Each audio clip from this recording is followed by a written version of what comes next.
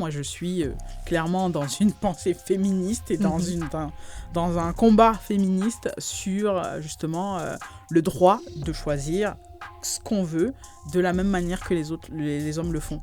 Dans le développement, si on s'y met, on accomplit de très grandes choses. Il y a un instinct féminin, il y a quelque chose de féminin qui nous définit et qui peut faire qu'en fait, on peut tout faire. On peut tout faire et c'est très bien, quoi. Quelle est la meilleure décision que tu as prise récemment ? C'était... Donc, Apple, on revient ensemble sur la 3e partie. La première et la deuxième, pour moi, étaient super intéressantes. Donc, on va essayer de finir en beauté. Dis-moi, qu'est-ce que, en fait, dans ton parcours d'entrepreneuse, quelles sont les leçons que tu as apprises ? Toujours, pas hésiter à demander un feedback sur ce qu'on fait. C'est ce que je suis beaucoup dans le processus d'amélioration continue. Pour m'améliorer, il faut que je sache ce qui ne va pas. Et pas hésiter, et savoir encaisser quand même des choses, avoir ce recul-là. Il faut quand même être quelqu'un qui arrive à avoir du recul, potentiellement quelques temps après, pas forcément dans l'instant. Dans l'instant, c'est toujours plus difficile. Si on peut l'avoir, c'est top. Ne pas mélanger le travail, vie pro, vie perso. Et quand je dis vie pro, vie perso, c'est pas sur l'organisation de son travail, mais plus sur c'était aussi sur les amitiés qu'on peut se faire. Voilà, on peut avoir une amitié dans le domaine professionnel, mais quand on a quitté le travail en question, ce qui est mon cas, ça m'est déjà arrivé, mais pas pendant. Parce que voilà, il y a des fois des excès, des abus de confiance qui vont être faits. Et ça va souvent être mal vu parce que ça va être dans un cadre professionnel. Ouais. Des abus... Mettre des limites. Oui, voilà. Il faut mettre des limites. Voilà. Même avec ses amis, d'ailleurs. Ouais. Donc, il faut savoir dire non. Moi, je sais dire non. Il faut vraiment apprendre à le faire. Et ça, je le dis en général. Moi, j'ai appris à le faire.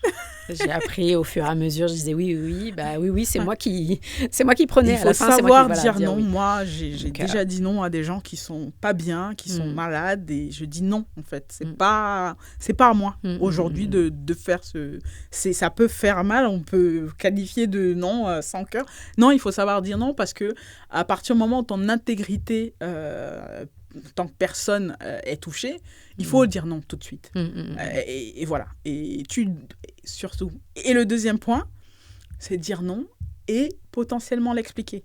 Si les gens sont réceptifs, il y en a qui ne sont pas réceptifs, il faut juste dire non. Ouais. Parce qu'ils ne vont pas chercher à comprendre le non. Voilà. Donc, c'est ça aussi. Okay. Voilà, c'est un peu les enseignements que je dirais aux gens. Et toujours faire confiance en soi-même. Voilà. Il faut quand même se méfier d'à peu près tout le monde.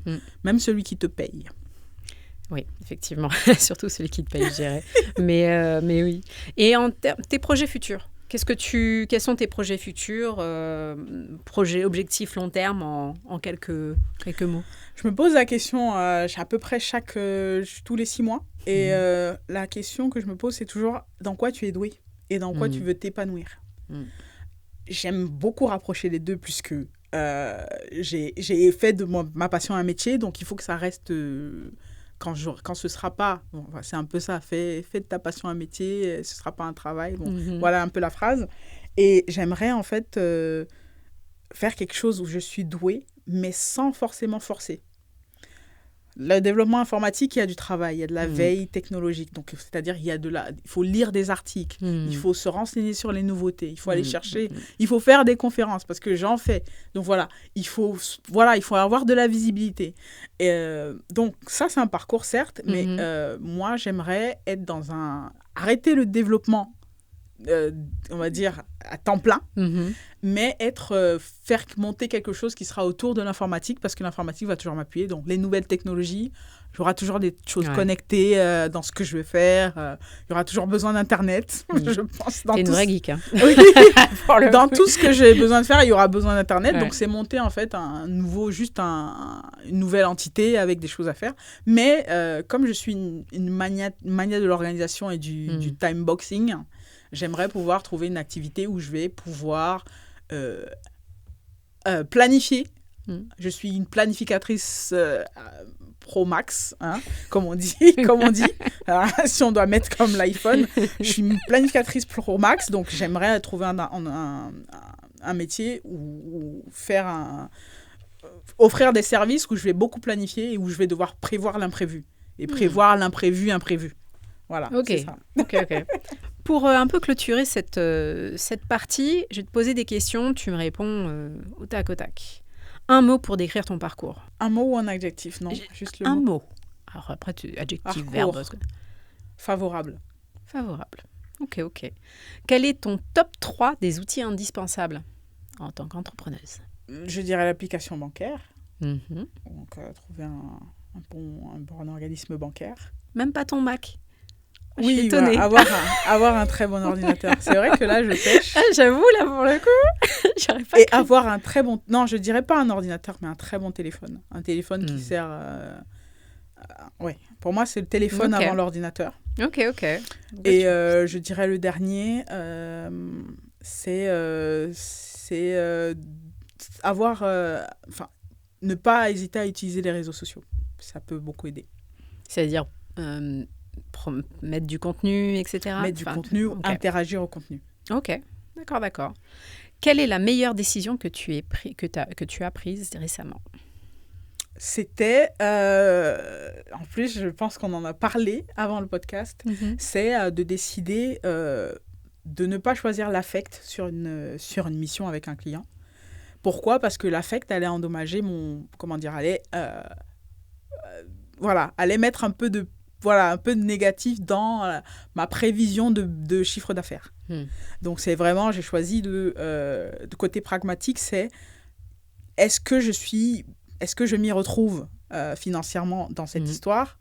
Non, donc non.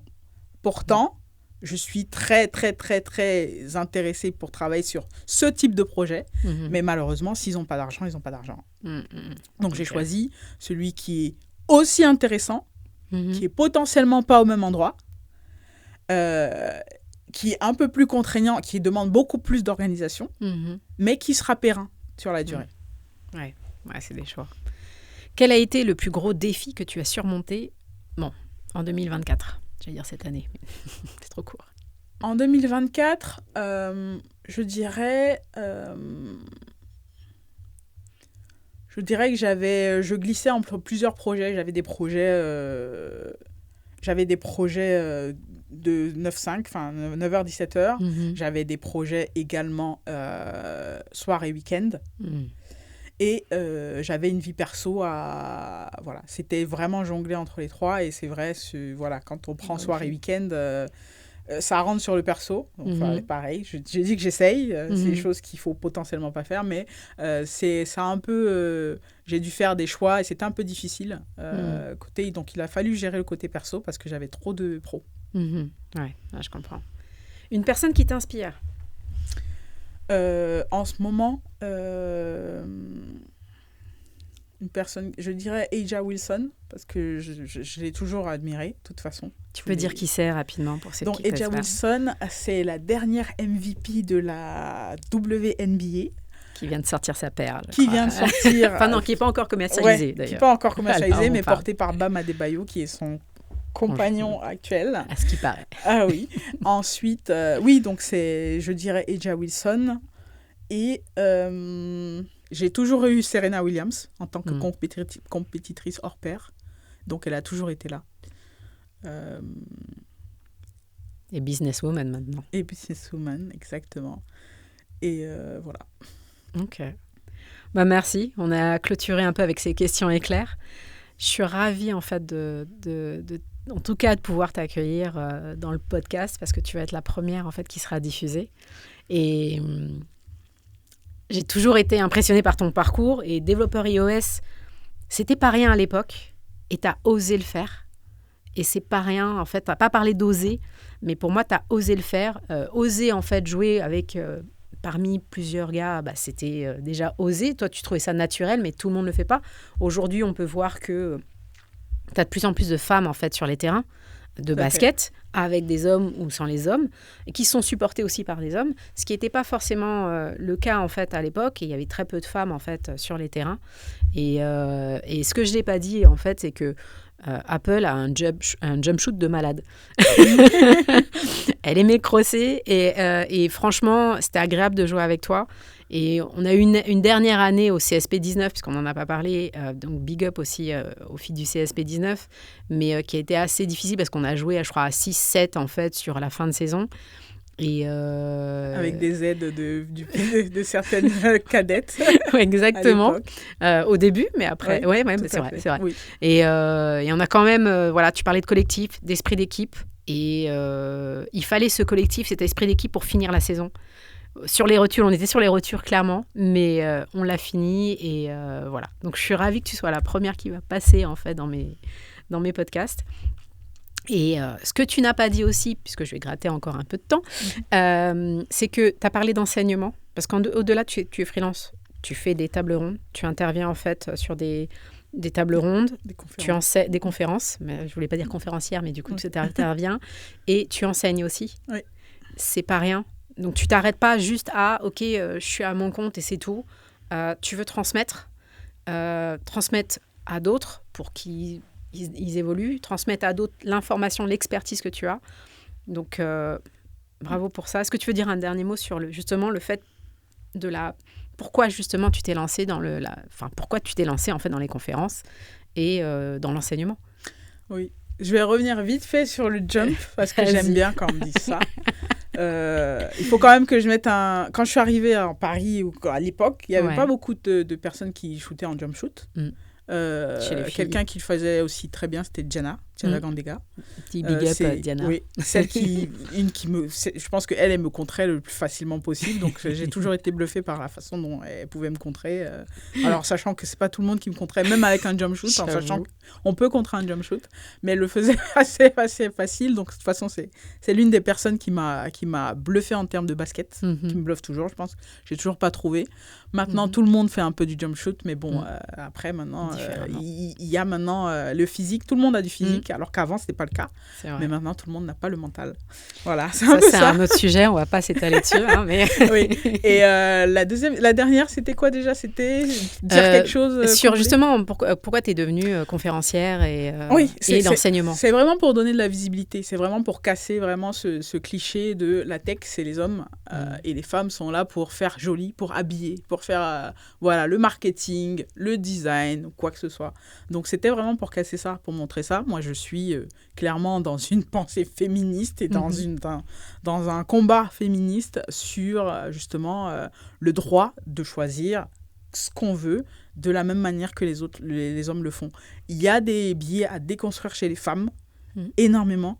Donc, il faut vraiment que, déjà, je retrouve ces femmes-là qui ont ces biais-là, d'essayer de les déconstruire parce que, voilà, ça se joue aussi beaucoup. C'est dans l'éducation. Donc, voilà, je préfère qu'on me voit tout le temps sur mon ordinateur et qu'on voit que je bosse et qu'on trouve ça potentiellement normal ou pas normal, peu importe, que de me voir juste là en disant « Ouais, tu devrais porter plus de robes, tu devrais être très bien comme ça, tu vois ». Donc, vraiment, casser ces clichés et vraiment rester sur des clichés de tech. Et tu parlais de l'IA. L'IA est accessible à tous. Et il y a toujours... et je pense qu'il y a une étude qui a été faite. Il n'y a pas de différence. Et même, il n'y a pas de différence dans le développement entre un homme et une femme. Et des fois même, il y a plus de précision. Parce que les femmes, on est très, très tatillonnes sur certains détails. Des fois, ça nous dessert. Mais en général, non. Donc, dans le développement, si on s'y met, on accomplit de très grandes choses. Des choses auxquelles parce qu'on est très soucieuse de beaucoup de choses dans la vie, de par notre héritage. Nous sommes des femmes, on est destiné à avoir des enfants, à porter. Donc vraiment, ce petit instinct-là, c'est pas que l'instinct maternel. Il y a un instinct féminin, il y a quelque chose de féminin qui nous définit et qui peut faire qu'en fait, on peut tout faire. On peut tout faire et c'est très bien, quoi. Moi, j'adhère. C'est pour ça que je suis très contente pendant les JO. C'est dommage. Voilà, je suis très contente même que les sports qui commencent maintenant à être de plus en plus vus par les femmes, de femmes par les hommes, et qui, à chaque fois, qui s'émerveillent de ce que les femmes peuvent faire et de voir... Malheureusement, ça a été annulé, le clash entre Steph Curry et Sabrina Ionescu, de se dire, en fait, on va juste faire des duels comme ça, hommes contre femmes. Parce que voilà, on a d'autres qualités. Il faut toujours se dire, on a d'autres qualités et ces qualités-là, elles sont indispensables. Dans le développement, il y a beaucoup de choses sur lesquelles je reviens parce que c'est pas inclusif. Il y a des couleurs des fois qui sont choisies, qui sont pas inclusives. Il y a beaucoup d'études qui ont été menées qui ne concernent pas les femmes sur, par exemple, les sièges auto,